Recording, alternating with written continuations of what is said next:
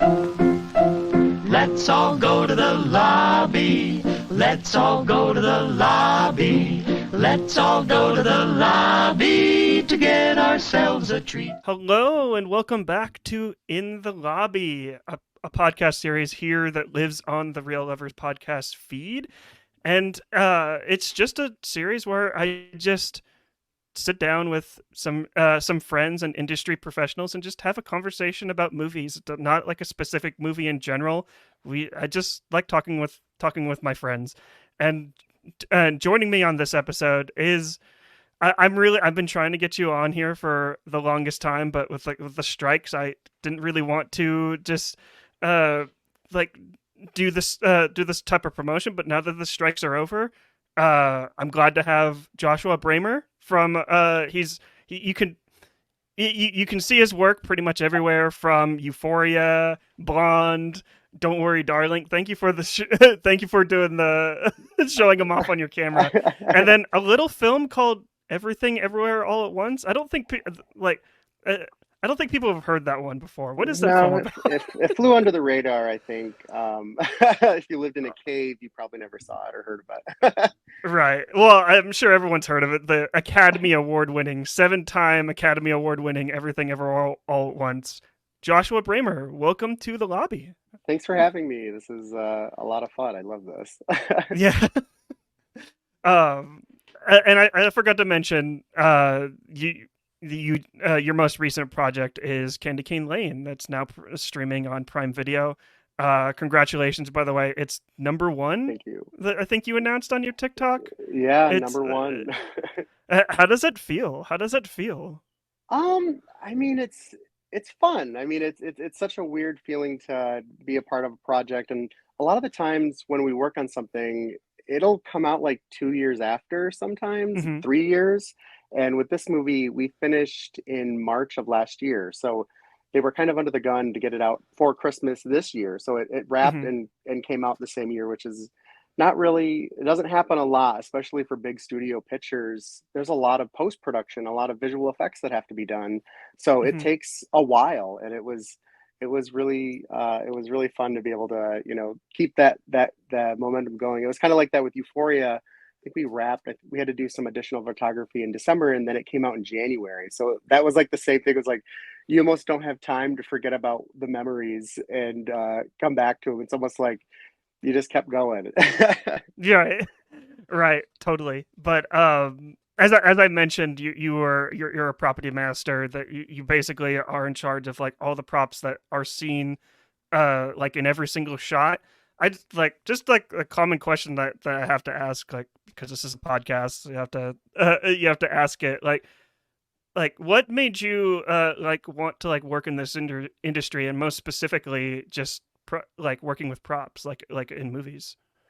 Well, I guess we'll go all the way back to day one. I've always loved movies. There's just something about watching a film that kind of takes you out of reality. And when I was younger, I was a little bit naive, thinking that things were as real as they were on a movie when I watched it. So, like watching Hook, seeing Robin Williams fly through the air, I honestly thought you could fly, and I had no idea about wire work. And a lot of the times, I loved magic shows, so I'd see them like levitate people and put them through hoops. But at that time, I didn't know about like behind the scenes or how things were done. So I just assumed that was reality when I would watch things.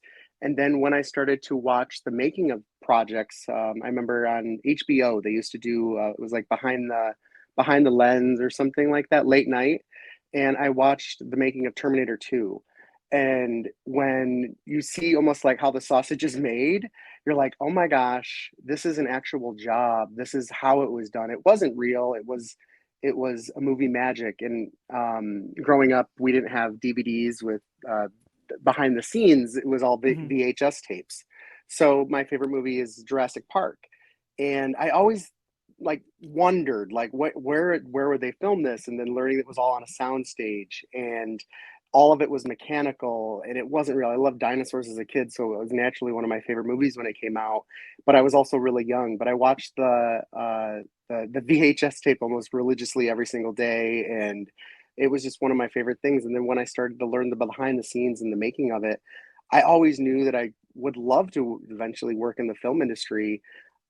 but I didn't know how because I was from a small town in Michigan, and I don't even know if we had like a. I think we had like a photography classes, but there was no video making stuff. And growing up, I was the bigger friend, the fatter friend who never really did any dangerous stunts. So for 1 year for Christmas, I asked for a video camera, and I got a Sony steady shot with like night vision, and I became the friend that would just record everything and like make movies. And I would sit in my living room and take that VHS tape and hook up my camera, and I would just hit record on the VHS tape. So I would just like cut together these like videos of my friends doing stunts on bikes, and it just kind of felt like I was creating something. And I've always loved the creativity in anything. So I think that's kind of where I got my brain started thinking, oh, how can I do this? And I ended up coming out to Los Angeles in like 2008 as like a spring break trip with my brother. And I was like, I want to move to LA. I want to figure out how to work in the film industry. I want to figure out how to, how things are made. And that was kind of like the start of it all. And I absolutely loved it. Graduating film school, I actually wanted to be a sound mixer. I liked audio, and um, almost like having a creativity in that. And I really didn't book a lot of work, so at least enough to pay the bills. And I really didn't give it that long of a shot. I think I was only like graduated for a month, and I was like, I don't like this anymore. I want to work.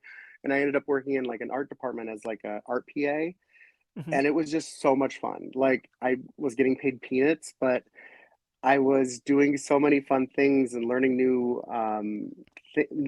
things. It was almost like unlocking the abilities in like a video game where you don't know you can do this until you can, try it. I mean, you're not going to be the best at it, but practice makes perfect. And I think that's where I started to like feel like, oh my gosh, the prop master is like a thing. They're in charge of like the stuff that like is recognizable. Like this is the person that put those night vision goggles on in that Ford Explorer that they put on and zoomed in, and all these little things that the actors get to play with and touch and almost like made the scene better. That's Hmm. a job, and I want to do that. So I just started, I did like a short was like one of my first things as a prop person, and then I did a feature after that and started to just kind of learn the craft. And um, I think I've done like 80 movies now. And like looking back, like each and every one of them were special. They might have never, I mean, a lot of people never really saw the light of day, and they weren't, they didn't win any Oscars, but they were still a lot of fun. And getting to meet new people that work in this industry. And they go from like a coworker that I met day one to like one of my best friends was just like an amazing experience. And it just almost like boosted that creativity. I remember the first like week I was in Los Angeles, me and my brother would just drive around, and we would see like people filming exteriors, and it was like I'm like literally in a behind the scenes video in my real life. And it's that like crazy goosebump feeling of seeing something being created that you're like, wow, this is going to be cool. I don't know the name of it, but they have giant cranes and movie lights and extras walking around and a camera and a director and probably some actors I know, but they can't really tell who it is. And going from that to actually working on something like that's like always my favorite time of movies when we're shutting down streets and filming outside because like everybody's driving by taking photos and you're like, oh yeah, it's almost like you're a side attraction to their main the main character task. It's kind of fun. I love that. I love that answer. And I've always loved just like art departments in movies, and just like it like I'm a big fan of like editing, and that's kind of like my like my field at this point. I've been working on like a few projects like here and there, and I've always loved kind of like that those hidden talents like behind the scenes. Like the art department obviously isn't hidden, but there's definitely like something like I'm thinking of like specifically the show Community, where that art department on that show is like absolutely fantastic, where they work for hours and hours on the D&D D&D pages for the D&D episode, like the character sheets that aren't going to see like the light of day like on camera, but it's helping like these characters just dive deeper into this world that these writers and producers have like created. And like that that's what makes that's why it's so important that everyone on set like is like a family and like gets along, just because it's like if one person's having a bad day, then the other person's having a bad day. This is why I love like film like all around as well. And we're back. I don't really know how to come out of that those technical difficulties, but if you're the last thing that you probably heard is Josh was talking about how he got into the film industry and his love for like filmmaking. You love Jurassic Park, and just and what I was saying before we cut out there for a second is that what I've always loved about like art departments and like just props in general is like when I used to watch like the show Community or still watch the show Community. It's one of my favorite television shows of all time. I love that like something so simple like a D&D like character sheet from the D&D episode from season 2 can be so detailed that the camera won't even like glance at it at all, but like someone in that art department worked for 8 hours a day to make that as realistic as possible, just so like the characters or the actors like within the scene can feel lived in the world. And like I feel like that's why pretty much the art departments or really any department like on the film set is just like absolutely crucial to just making the movies that we love and enjoy like every single day, movies and TV. But Yeah, I can't. yeah, It's you never know why that was like that too, because I'm sure somebody on the set or in the props department like knows D&D, and we always try to make it as accurate as possible because if sometimes even an actor will probably know D&D really, really well, and the last thing you want to do is have them sit down to a game and be like, "This isn't right. Oh, this is wrong," or it kind of brings them out of character because then they almost have to act. mhm. As far as if the prop was a actual working kind of thing that they can interact with. So we always try to make sure it's the best that it can be when it comes to what they're interacting with, and we're the last thing that they see before the cameras start rolling. So they appreciate that. I know they do.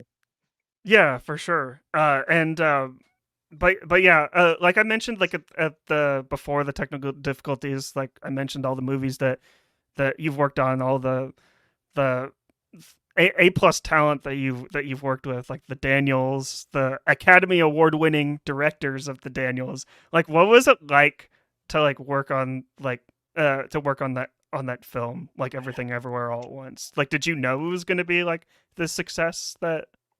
No, it was. I mean, I remember I was in Hawaii visiting a friend, and they were working on this movie called Next Goal Wins, which actually just came out with Taika Mhm, Waititi. And I got an email from somebody that I hadn't met before, and they were like, "Hey, I have this movie that we're really interested in, having you come on board. We'd love for you to read the script and just let us know your thoughts and if you want to come and say hi." And I actually got recommended by Jonathan Combrack. He was our special effects coordinator on Blonde, and we became really good friends because we had to work with each other a lot. And it wasn't like one of those like we have this movie and with prestigious kind. It was just like word of mouth, got recommended, and I went and I knew who the Daniels were. I loved Swiss Army Man. Their music videos were amazing. I loved their practical effects that they used in those things. So mhm, at that time, it wasn't like it's the Daniels, the winners of the Oscars. It was just these two really cool, really down to earth filmmakers that had an idea for a crazy script. And reading that script was just, it was kind of mind blowing. Like a lot of the times when I get scripts, they're not numbered.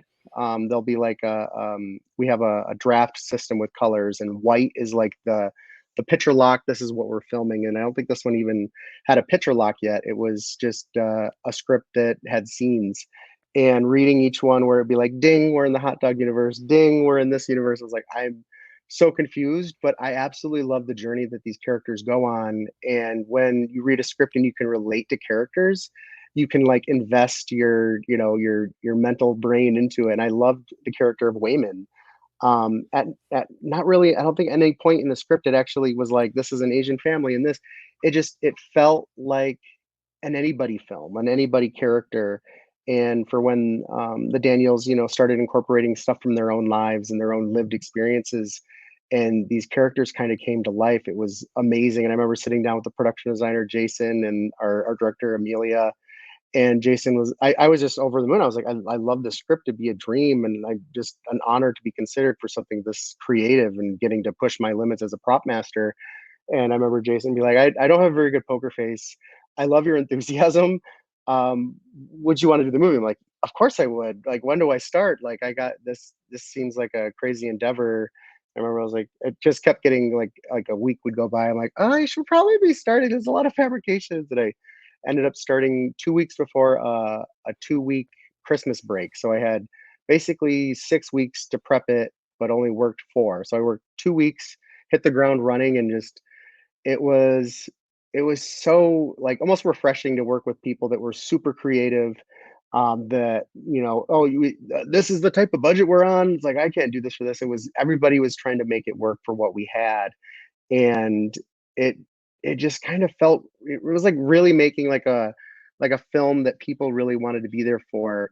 And with the Daniels, they don't have a lot of experience when it comes to at that time a lot of experience when it came to making films. So they really had their people, their crew that would guide them through a lot of the processes. But a lot of these people had worked with them before, so they knew their design aesthetic, what they like, what they didn't like. So I would be going to Jason like, hey, I'm not really sure how to approach the Daniels with this. What do you think they'd want? And like Jason would help me with like kind of design mood boards of like proposals. But when it came down to it, they just loved everything. Like you could create something and show it to them, and they would just be like, "Oh my god, this is amazing! Oh my gosh, this is we never even thought of this. We would have ideas, but this is great. This is something that we really want to see." And it just kind of moving forward, it like pushed our creativity because they had so much energy, enthusiasm for what we were making, and then being on set every single day, it was it was just magical. It wasn't like any set that I've ever been on because the way that the Daniels direct, everybody is a crucial crew member. I mean, it is like that, but a lot of the times you have this like almost anxiety of like pressure that you need to impress somebody, or you don't want to talk to this person because I don't know if they really want to have time to talk to me. They made time for everybody. Every single morning we'd have a morning routine where we'd all just kind of get together and like do warm-ups with like song and dance. And then every crew member throughout the entire process got this medal that we would wear. And it was like, you're the best crew member ever. And it didn't matter if you were a PA, it didn't matter if you were a department head, everybody got one.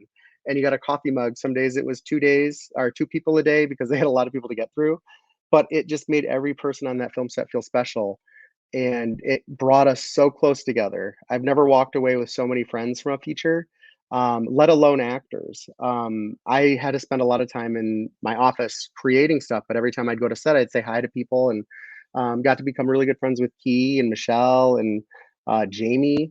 And when the movie finally came out after the pandemic, that was everybody's like on pins and needles, like, when is this going to come out? This is going to be a great. How is the world going to accept our insane movie where people stick hot dog fingers in each other's mouths and squirt ketchup and mustard? And it was just electric. It was like my biggest regret is not going to South by Southwest to the premiere.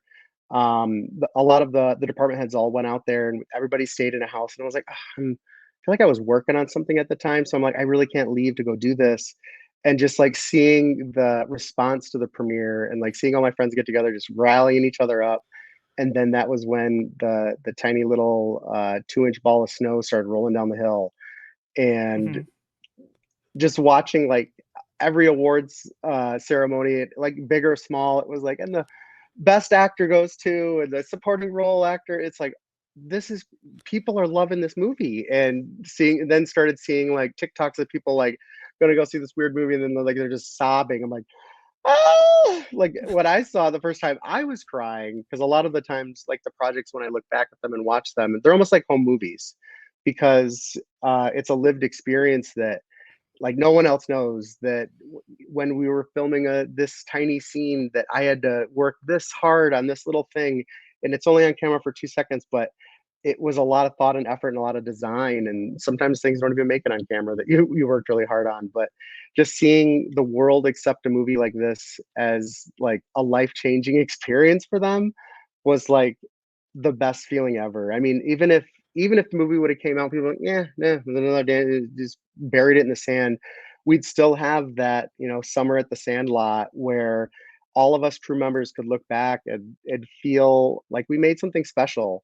But then the cherry on top of the cake is watching your friends accept awards and then, like texting them like, "Oh my gosh, that's so awesome. Like you won this. Of course you did. You were amazing in the film." And just even though the prop master does kind of sit on the sidelines while everybody else is getting recognition, which hopefully will change soon. Which, I've never done this as a career to win a shiny award, but it would be fun. There's a lot of prop masters out there that you know devote their entire lives to their craft, and it's great to finally you have something that like everybody loves and cherishes. And that year a lot of stuff came out for me, which was never happens. It's usually once one or two things, but I had four projects, so it was like balancing all of those different things at once was kind of a fun situation to be in.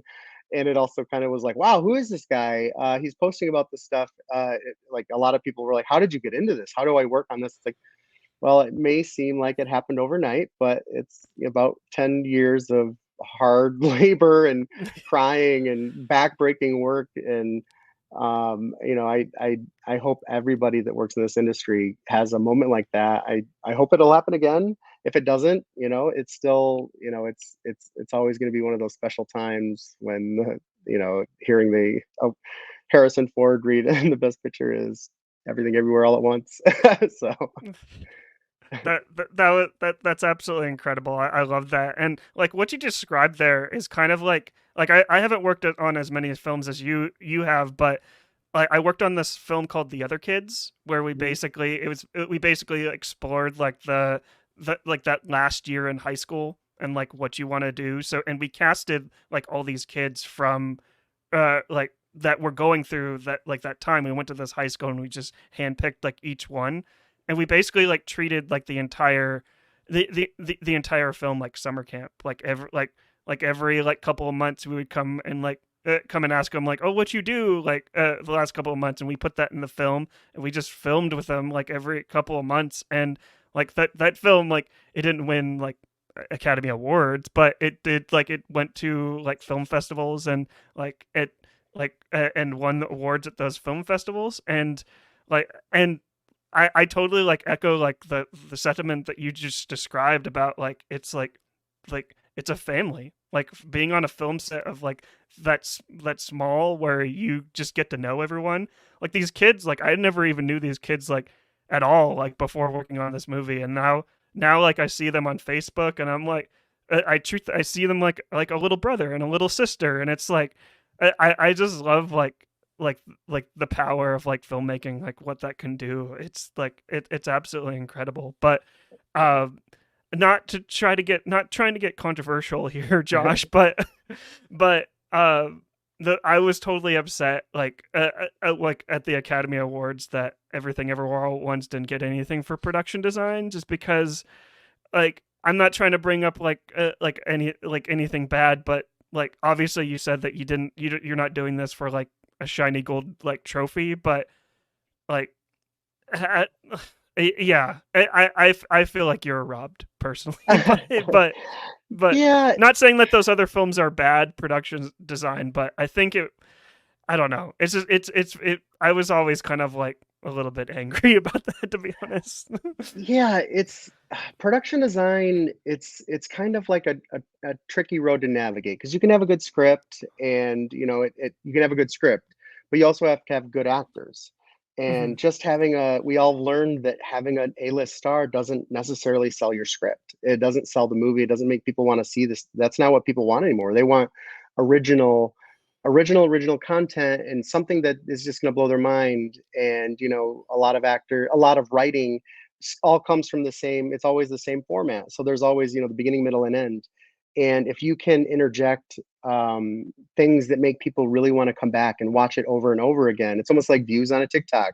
If you Hmm. want people to interact and see this and go, oh my gosh, and share, it's like uh, word of mouth spreads something really fast. So that if you don't get on the For You page in the first 10 minutes, there's probably a chance that people aren't going to share with what you're doing. But that's not to be said. Some movies that have outlived a lot of other films, just having that like nostalgic value also helps too. But when it comes to like production design, each person, each movie has its own experiences and setbacks. It is not an easy world to live in, especially with for what the art department goes through. They have hundreds of crew members, and the amount of time and effort that goes in designing some of these sets, and some of these big pictures, like a lot of that stuff is all filmed on soundstage or on front of a green screen if you're a DC film.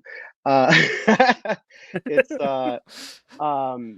it's I couldn't even imagine trying to decide which person would have to win for a production design. And it's like, how much went into this? How much was spent? Like for Everything Everywhere All at Once, we had a pretty small budget for as far as a film, and I feel like we all kind of came together to figure out how we're going to make this thing feel special. It doesn't need like a lot of these films, like where you could just film it like on a beach or on a dock or somewhere, and they decide to go on a green screen. None of that was on ours. All of our film sets were all practical.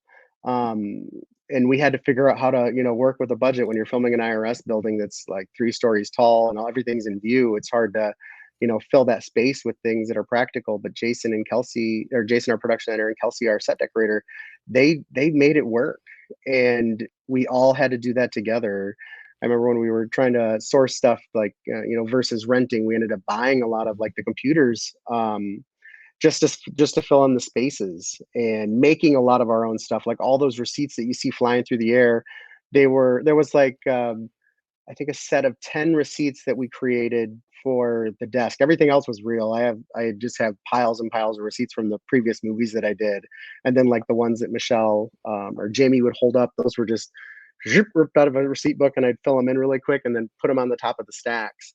But they made like hundreds of thousands of receipts, and they would just put them into like Ritter fans, and they'd blow all over the set. And it was just so magical. Like it was just being on that set. Like every time I'd get to walk in there and just saying hi to everybody. But like the level of big or small when it comes to like production design, I wish it would have been nice to have that statue and that nomination. But there was definitely a lot of competition. Yeah, yeah, for sure. I can't remember the nominations for that category, but it uh Fablemans, Babylon, Top Gun, mhm. and then Inshire, I think, was Best Picture as well. Yeah, Oh, Banshees for of production, Inisherin. yeah. Yeah. I feel like they were kind of all in those ones as well, as far as production design. And not trying to stay on this topic for too long, because if I had like a gold statue right here, I would give it to you right now. But I think part of the reason why like the Academy didn't go with it is just because I feel like Everything Everywhere All at Once is it's very like fast paced, and Hmm. it's just a lot. Because I remember the first time I watched it like with a friend of mine that didn't get it. To be honest, Yeah. I don't talk to that friend anymore. But just kidding, just kidding. But but I understand that, because the first time you watch it, it's just like it's like if you haven't seen a Daniels movie, it's just like going at you like 110 miles an hour, just everything coming at you. So I can see how it can be a little overwhelming, and you can kind of like overlook some of like the more brilliant things like in the movie. But yeah, but the most important thing is that you continue to get work like in this industry after Everything Ever All at Once. And like especially with the movie that you can watch now on Prime Video, Candy Cane Oh yeah. Lane. Like I just recently watched that like a couple of days ago, and I absolutely loved it. Just like everything that how the sets were designed, it reminds me of it. Like the way Candy Cane Lane was actually designed, it actually reminded me of like an actual neighborhood in the town that I live in, and like people really go all out like when they decorate their houses for Christmas. And I love that you went over the top with it, but also kept it on like a very grounded level. But like, what was the like kind of experience, kind of working on like like a movie like that? Like you said that you filmed it like last year, right? Or Yeah, from September until March, we were mhm. filming that movie. And I mean, Candy Cane Lane is based off of Candy Cane Lane in El Segundo. So that's like a real place Hmm. that you can visit. And all of those houses, like the LAX house, the Hanukkah house, they're based off of the real houses. Like you can literally go down there and there's a street that's literally, I almost think they go over the top more than us, but it it was really magical seeing that in person. It's always hard to like the experience of being on those sets versus seeing it just like on a flat image on a screen. Like they should have made it like 3D or what done one of those kind of things. But there was so much detail and so much to take in that and a lot of the times when you're filming a movie, a lot of scenes get cut, and it's there was some other scenes in the movie that I'm like, oh gosh, I wish that would have stayed in. That would have been cool. But like the amount of work that went into Candy Cane Lane, like Kringle's itself, the Christmas the store, that was Hmm. just mind blowing. Like I love Christmas. I love it so much, and being on a physical set where everything was real. The only thing that wasn't real on in the Kringles was basically like behind the set. We were filming at the volume stage at the Amazon Studios down in Culver Studio or City, and a volume set basically extends everything around you. So all of the walls, all of the ceiling are high res LED screens, so they Hmm. can basically extend it. Originally, they were going to build the ceiling with these giant 40-foot nutcrackers. They're like, wait a minute, maybe we can figure out a cheaper route. Um, but it's weird too, like the seeing like it's hard for me to tell what they ended up doing in post to match it all together, what we had built. But the set was just insane. Every little detail was handcrafted by somebody, and each snowflake was meticulously placed. Like to see that level of authenticity with our production designer was Aaron Osborne, our art director was Aaron Cochran, and our set decorator was Jan Pascal. Jan has won one Oscar. She's been nominated a couple of times now too. But working with somebody, sorry, on that level of design detail, it was just an amazing experience. This is my second film with Jan, and the amount of work that goes into making a film would probably blow people's minds. Like it's like a factory. Like it's Hmm. not just one person in their in their little workshop creating it.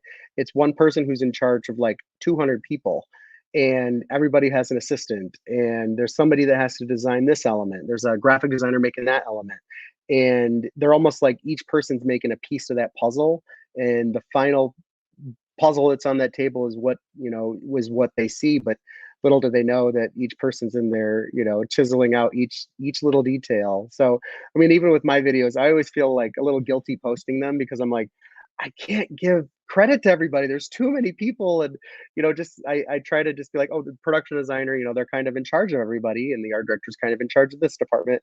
But it's like, to give thanks to all the people, it's kind of almost unfathomable.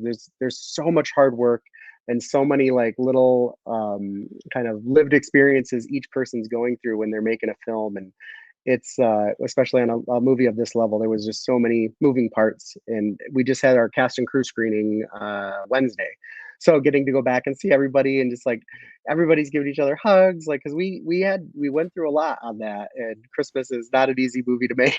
And we all had a lot of fun doing it. And, and that's why everyone on a movie set needs to be paid a livable wage, and they need to support themselves. And I just had to throw that in there, especially like after like the SAG-AFTRA ratifying like their deal, like this monumental like deal like with streaming residuals. So hopefully like that that same thing will happen like with the IATSE IATSE group, and just like people that work like below the line, like because there's plenty of people that are working for minimum wage and less than minimum wage like on film sets. So I love hearing stories like that where everyone's like a family, and just like you guys are hugging each other because you guys like watching the movie. I was just like blown away. I almost like it almost I almost had to pause like the movie to see like all the little like uh details that you guys added, especially like you mentioned like in the Kringle shop. Like that was like it's I can't even imagine. I can't even imagine. But The uh Dickensian village, like that was I I wish I hope it's in a museum. Like the amount, like from watching it come from when it was just like these like bones of houses to the fabrication of like all the foam being cut and the amount of detail. There's a literally a Lionel train that drives through the entire net of the Dickensian village that was practical. At one point, I think we were talking about having snow fall onto it, but then they were like, oh, that might be a little bit weird with our CG, so we'll have to add that in post if we need to. But like everything, like you can literally go up to like the house and like see the detail on the bricks and the paths, and a lot of it was all like hand laid stone. There was nothing cookie cutter about it. Like it was, it was. I was in awe. Like I loved going to like the one of our the studios to see there was like a whole like fabrication area where they were making all this stuff, and it was kind of like it's like you think like all this work and then it's like it's just going to be folded up and put into a storage facility somewhere. It's so, or sometimes they even destroy a lot of that stuff because they really can't use it again.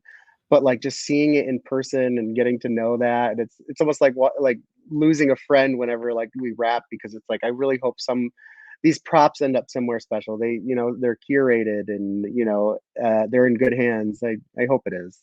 They're actually, I was talking to them about that. I was like, I'd love to see what assets are left after everybody's pillaged through them. Just to make sure they're okay. I just did at LA Comic Con with my Property Masters Guild, and we had a bunch of props for movies. So like Universal and Netflix and Warner Brothers, they went into their archives and brought a bunch of film props out. And I didn't get to interact with Warner Brothers and Netflix, but Universal was there, their archive specialists, Mhm. and just hearing them talk about the time and care and cataloging that goes into every movie prop that comes off of their sets, like it lifted a anxiety, because I every time we wrap, I try to do a really good job of, you know, putting it into bins, bubble wrapping everything, and categorizing it all and making sure it's safe. But you never know where it's going to end up. You know, like I for Don't Worry Darling, 2 months before the movie came out, I saw somebody post a TikTok about them going through a box at a thrift store and they were pulling out photos of like Harry Styles. And I was like, oh, what is going on? I'm like, the movie's not even out That for 2 months.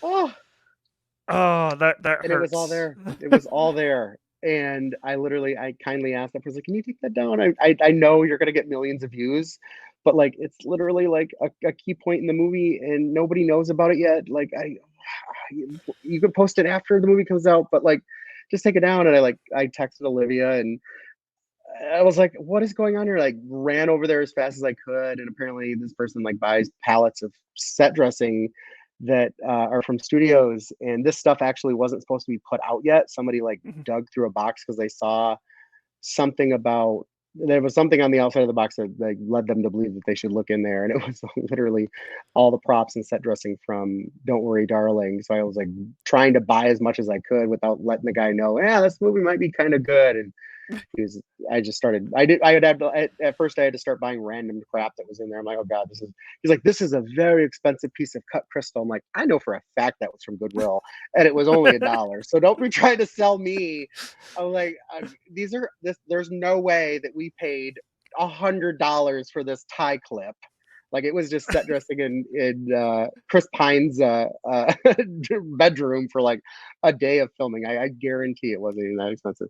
So I had to do a lot of that before I could actually find stuff that was, worth our time and effort that we put into these things, and just to see it there. So I was like, I hope that none of that happens with anything that I work on, but it does.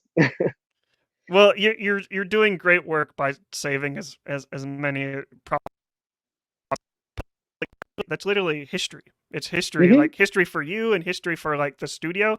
And like I knew a little bit about like how Universal kind of like preserves pretty much and catalogs pretty much everything, because last year when I went to Universal Studios, I was geeking out when I was like when they take you on the studio tour and they walk you through the like Back to the Future like section. You see like the hoverboard. They see you literally see everything, and like and I love that Universal like sees like the value in all of that. And like you shot Candy Cane Lane on the Universal backlot, right? Hmm. At the Like Wisteria Lane. I because the reason why like I think you mentioned that in a TikTok, but the reason I noticed it immediately because whenever I see like those specific houses, like in movie sets, I was like, that's like those are those houses from the Universal backlot. I love just how every movie, including yours, twists it around to make it look different. And Oh like yeah. it just because those houses are so generic. Like when you go on that, like, have you been on the studio tour? Like, Yeah, that was when I first moved here to Los Angeles. Me and my brother won like a year past to Universal no blackout dates. So I would go, and I lived like not very far away, like probably like 10 minutes from Universal. So I would just go and ride the tram by myself. I'd, go get a churro and just like enjoy Universal Studios for what it was. And never in a million years did I imagine the tram ride that I'm riding through Wisteria Lane, I'd actually be working and being on the back lot as a crew member. That was crazy.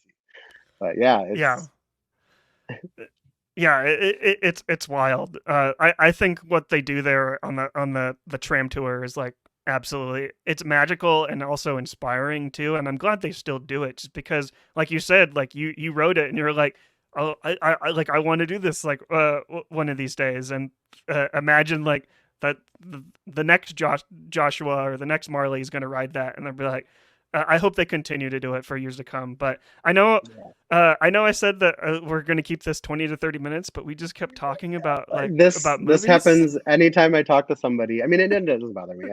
I'm totally. It's because like even when we did the thing at LA Comic Con, I had some props from Everything Everywhere All at Once, and just hearing people talk like, "Oh my god, this movie changed my life." They didn't know I was standing there, and they were just like taking photos. Like, "Did you like the movie? Was it good?" They're like, "Yeah." I was like, "Well, I was a prop master, and I made a lot of this stuff." And they're like, "Oh my gosh!" And I was just sit there talking for like half an hour, 45 minutes to a random stranger that just this is our lived connection of this movie that we both loved.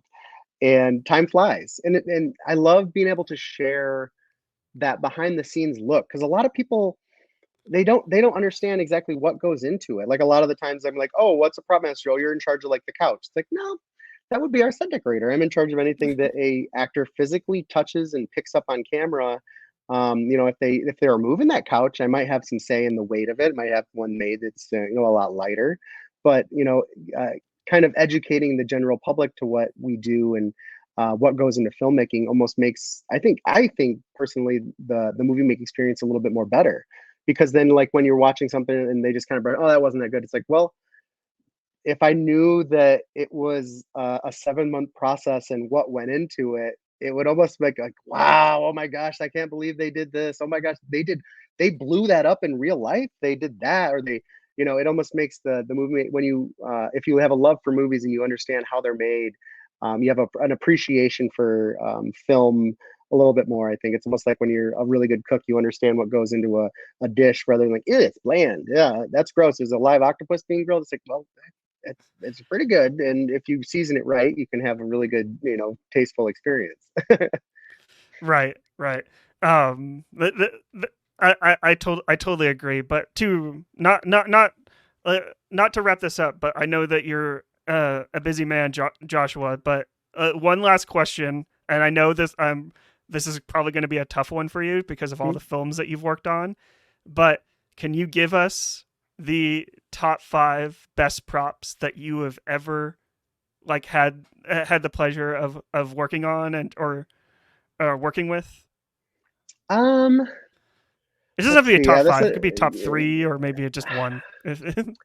yeah, I mean, it's weird. Like the thing that I absolutely love about my job is it's always different. Like Mhm. we'll have scenes with police or like drugs and euphoria, but it's always different. So like I love a prop that kind of pushes like the creative boundaries. Something that, it exists in the real world at one point or it doesn't exist and you have to have it made. So with me, like when I first started, a lot of the props that I would have had to come from, Target or Walmart or some place that I had easy accessibility to and I could also get it for cheap or, source on eBay.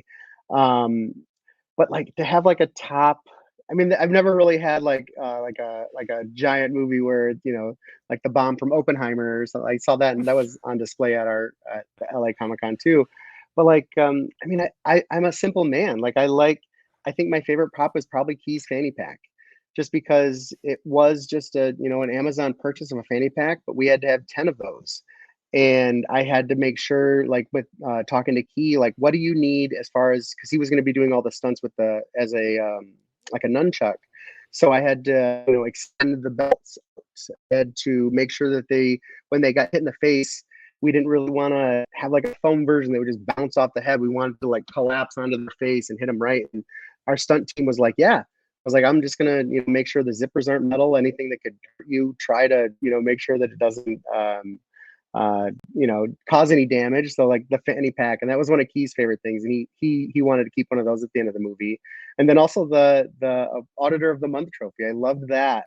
As much as it seemed like it was just one, we had to have like 10 of them created, and it as much as like a prop like off the shelf you could use, it was like I had almost had like a million different moving pieces, because we had like one that would be foam and then be like, oh, we got to do it for this. So I'd have to saw the top off it and try to figure out how to make sure it doesn't, move around here. It's like, oh crap, I saw the top off it. Wait, I need it for this scene, because we didn't have a very big budget. This is from Everything Everywhere All at Once. So like the trophy I liked, that was a lot of fun to, collaborate and make.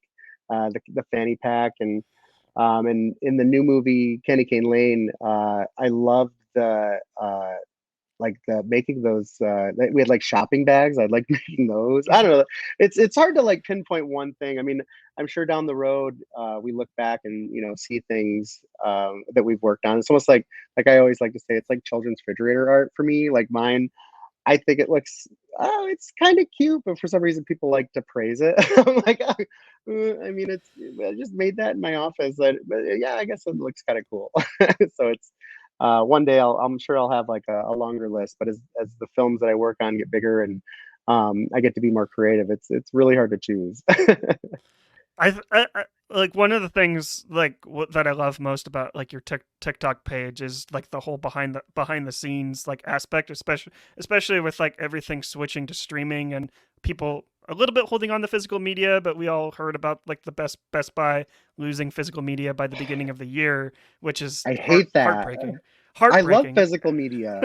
Like I But don't want to download it. I like, this is my collection. Like like yeah, it's like I love all physical media. It's on display front and center, and the fact that I can't really buy it as much as I want, because I want physical media. I want my movies on hard format to be able to put into my movie player, but yeah, but what you provide like with your TikTok page is like the behind the scenes content that I would always like crave like when I was like in high school and like in early college. I would listen to the commentary and like see like and see Steven Spielberg like on the back lot and stuff like that. It's like I love like that type of stuff because I love like how things are things are being made, and I love that you're doing like the film god's work of just keeping like practical effects alive, especially in the age of the Marvel movie and like you said like the DC movie where everything's shot like on a green screen or blue screen, and it's just Uh-huh.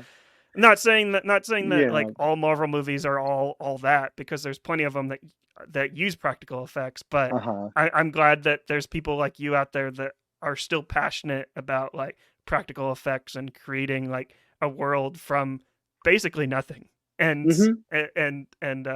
I love that. But Thank you. Josh, Me I too. don't, yeah, Josh, I don't want to take up too much of your time. Like we're approaching like an hour, but I like mean, honestly, we could sit one, here and talk all day. It's always fun. I mean, same, because same. somebody's gonna watch this and be like, "Oh my gosh, I want to hear more!" Like, keep going. No, don't call it yet. Right, but where can the lovely people like find you online? Like find you online. Just this is your opportunity to just to like uh, promote your on TikTok or yeah. on Instagram, I'm Propmaster Josh underscore PMG for Prop Masters Guild, and then on TikTok, I'm Propmaster Josh. Yeah, follow me. I try to have content that if I was somebody that was starting out, I could watch and be like, whoa, this is cool. Like I wanna know how they do this. And oh my gosh, I didn't know Prop Masters. The amount of people that have personally reached out to me, like even in like direct messages, trying to get a request, I'll reply. Like they'll usually be like, I just graduated film school. What's the next step? I'm like, I don't know how to answer that question. It's just maybe watch some of my videos, and try to get inspired, because I didn't know what I wanted to do, and I wish this would have been around when I was starting out, because I probably would have like wanted to go after that, and knowing that it's not an overnight success, that you have to continue to work on you as a person and also your career, and it's going to take years. I'm very grateful that I my first movie wasn't something that just like put me on the map, and I would be that jaded person like, this is my calling card, don't you know who I am? Like, even having Everything Everywhere All at Once be a success with the Oscar awards, I usually don't lead that with the first thing like, oh, I'm Josh the prop master from because it's some people don't haven't seen it, some people didn't like it, some people loved it, but it almost comes out more naturally when it's like, oh, what did a lot, if they ask what have you worked on, I'll be like, these little ones and this one, and then they're like, wait, whoa, why'd you? Yeah, I don't like to. So I try not to use it too much as a calling card or anything that I work on, but just experiencing, inspiration for people that understand, and trust me, everybody goes through it. That's a thing that I'm learning as well too. Like, we're meeting new prop masters, and with my prop masters guild, getting to talk to prop masters. It's almost like we all have the same trauma that we've gone through as prop masters, and the same trauma, like when you first start out in the industry, of trying to navigate those tough waters of, what do I do next? I don't have rent. What do I, do I have to get a real job? Do I have to give up on my passion? But knowing that there is always going to be a light at the end of that tunnel, that if you just keep moving forward and pursuing that dream, big or small, that there's always, you can do it. Like, it, I don't even feel like I always feel like such a small fish in a big pond, even with a movie that's won 7 Oscars. It still feels like, what's next? Like, what do I get to do now? Like, I don't want it to ever feel like this is the top of the mountain. I always want to feel like I'm still getting my hiking boots on, and I'm still getting ready to go on that next adventure. And I can't wait to see what the future has in store for me, because I love meeting new people and being a kind person, being somebody that um, always has someone's back, or always being there for them when you're working on a film set is always is very crucial, because you never know what kind of day somebody's having, or what they're going through. And I think that's what's really got me as far as I have, because I always try to be as positive as I can, and I'm never like, oh, this is like, no groveling. I love it. I mean, I will have those days, but it's alone in my trailer crying into a handkerchief, not on set yelling at the director. Right. And like that's beautifully said, because that's what like I haven't, like I said, I haven't done as many projects as you, but like whenever I get like someone like younger than me that like comes up to me and says like, how do I do what you do, like have like this podcast and work on these films, and I'm like now, like these kids, like the accessibility that they have, like with like cameras and just like even like programs like this StreamYard, it's like it's so easy for them to just turn on a camera and just like create something. Like I just tell them to do it, just because it doesn't matter like if you're great at it like from the start. Every project that you've worked on, you'll learn something from, and as long as you are open to that, open to learning from your mistakes, it will help you like Mhm. grow as like a filmmaker, or just like or a creator. I hate to use the word content creator, because I hate Yeah, that word content. yeah. But someone does a much better like video than me about like the whole like that word content. It's really great. Patrick Williams on YouTube. Uh-huh. Everyone should go check it out. But just for the young people listening or watching this, like just create something Yeah. that you love, and find people that love to create with you, and keep those people at arm's length at all times. Never Oh push them yeah. away. Oh yeah, that's the biggest thing that I've always learned was, you're going to make mistakes, and they might knock you down so far that you want to leave the industry. But learning from those mistakes and growing as a person is what pushes you forward. I remember having a panic attack on the very first feature that I ever did, because of it was a lot of spelling and grammar mistakes. I'm not very good at any of that stuff. But like, the director was like, "Oh, we can't really do a close up on this. We have to fix all this stuff. But he wasn't like, oh, how dare you get off my set. He was like, let's sit down together right now. We have a break. Let's do it. I'm like, yeah. And I'm still friends with that director. Like, I honestly didn't know what I was doing. And there's no like, it's weird. You can go to film school and you can learn film, and it's I it's getting in there and actually doing it is what really you learn from. And also just making anything. That was what one of the biggest things that I learned was just build it, like just keep going, and learn how to make something, or whatever your love for your craft is, just hone in on it. Like, you don't have to be the best of the best Oscar winning person. You just have to you know have your own light shining on yourself, and having to work through your like the things that, like, if you're not good at this, well, practice at it. Maybe it'll be on a film set, maybe it's just at home, but like, it's almost like you see like professional athletes, they aren't just naturally born good runners or swimmers. Hours and days and months and years of practice go into being that good, and it takes a long time to get to that level. And if that's like the biggest piece of information, or that I can give to somebody, is just it work hard at it. It may suck and it may not. I remember, like, when I'm sorry to keep going. Oh no, it's cool. I love this. I just graduated film school. I did like a recreation of the Empire State Building for National Geographic. It's just like a set dresser. And then that was with the production designer. I did 2 projects together. And then I hadn't heard anything for like 3 weeks, almost like a month. I'm like, oh God, I don't know what to do. I don't know if I have to get a job or whatnot. And all I'd known for like the last 6 years was school. So I ended up enrolling at the Los Angeles Community College, and was like, all right, I guess I'll take some more, FAFSA money and take some film school. I think I signed up for like the history of filmmaking, and I was only in it for like 2 weeks after learning this. And then I got asked to do a feature, and I'm like, I had to go to the teachers and I'm like, hey, so I won't be back on Monday. I'm going to start on a movie. I don't know what to tell you. He's like, what?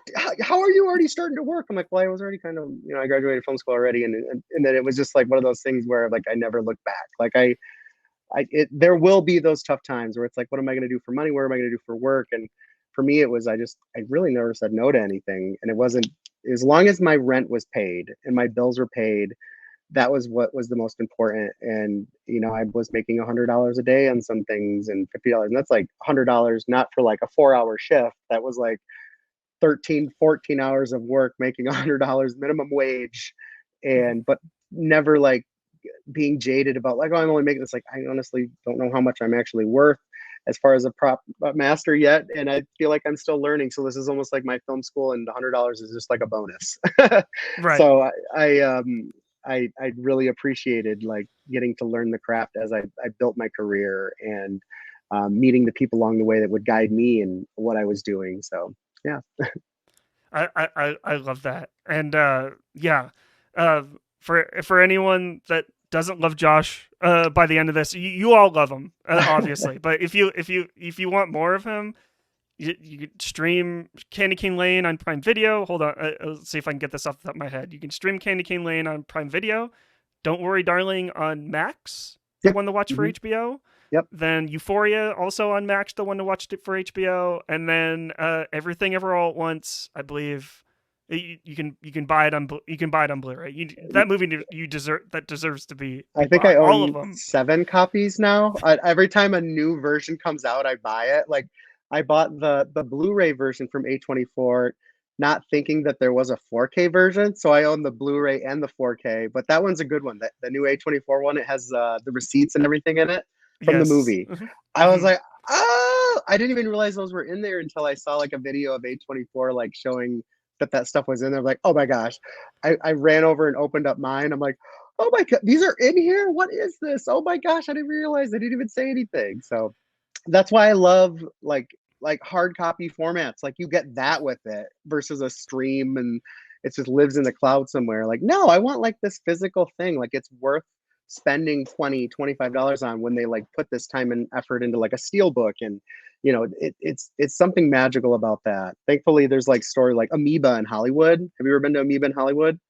Yeah, yes. We Oh, used to have one up here in Sacramento where I'm at. But that one unfortunately closed. But uh, there's another one that there's another like close to Amoeba like video store that I go to now. It's called The Cave, and it has like all these different I think you would oh, love it if oh, you I came up here probably to would. it has it has like Michael Myers, like a big statue of him just like staring at you like as you walk in the Oh, door. It's absolutely I love it so much.